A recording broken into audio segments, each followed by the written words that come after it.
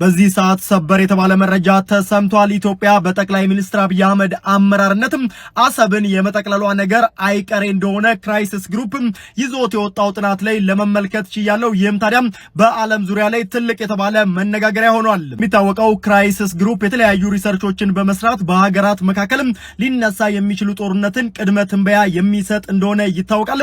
ታዲያ አሁን ላይ ይዞት ከወጣው መረጃ ላይ እንደተመለከትኩት ሆነ የዓለም ማህበረሰብ ኢትዮጵያ የምትወሰንበት የቀይ ባህር ጠረፍ ግዛት እንዲኖራት መግባባት ላይ ቢደርስም የዓለም የፖለቲካ አስተላለፍ መዛባትን ተከትሎ የኢትዮጵያ መሪ ጠቅላይ ሚኒስትር ዶክተር አብይ አህመድ ቀይ ባህርን በኃይል የመጠቅለል ዕድሉ ሰፊ ነው ሲል ያትታል።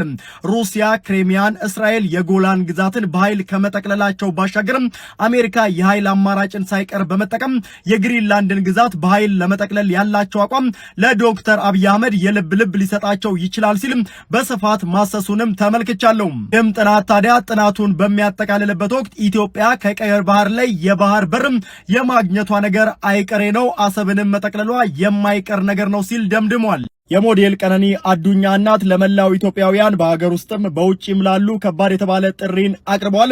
የልጄን ሀቅ አውጡልኝ፣ ባካችሁ ዝም አትበሉም፣ ድምፅ ሁኑኝ፣ እስከ መጨረሻው አብራችሁኝ ሁኑም፣ ልጄ ደሟ በከንቱ እንዳይቀር ፈልጋለሁ የሚል ጥሪን አቅርበዋል።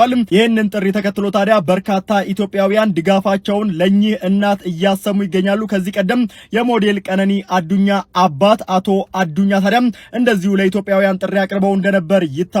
የልጄ ሀቅ ይውጣ፣ ፍትህ ለቀነኒ ሲሉ ተደምጠዋል። ታዲያ አሁንም ድረስ የቀነኒ ጉዳይ ከባድ የተባለ መነጋገሪያ ይሆናል። አርቲስት አንዱዓለም ጎሳ አሁንም በእስር ላይ ይገኛል።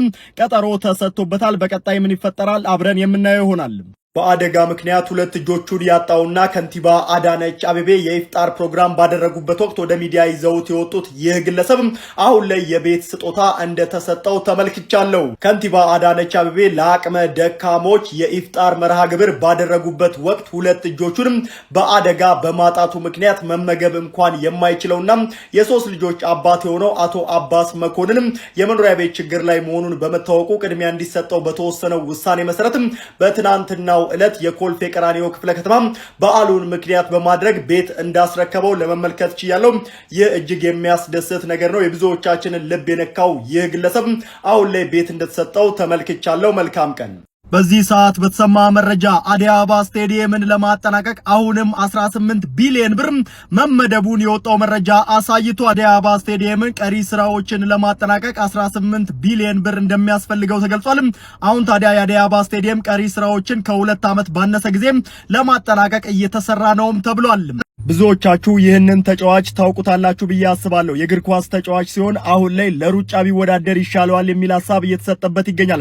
አንቶኒ ኤላንጋ ነው። የቀድሞ የማንቸስተር ዩናይትድ ተጫዋች ሲሆን አሁን ላይ ታዲያ ለኖቲንግሃም ፎረስት እየተጫወተ ይገኛል። በትናንትናው ዕለት ማንቸስተር ዩናይትድ በተሸነፈበት ጨዋታም ታዲያ ብቸኛውን ጎል ያስቆጠረው አንቶኒ ኤላንጋ ነው። ታዲያ በ85 ሜትሩን በ9 ሰከንድ ውስጥ መጨረሱን ተከትሎ ይህ ሰው የ100 ሜትር ሯጭ መሆን አለበት የሚሉ ሐሳቦች በሰፊው እየተሰጡ ይገኛሉ።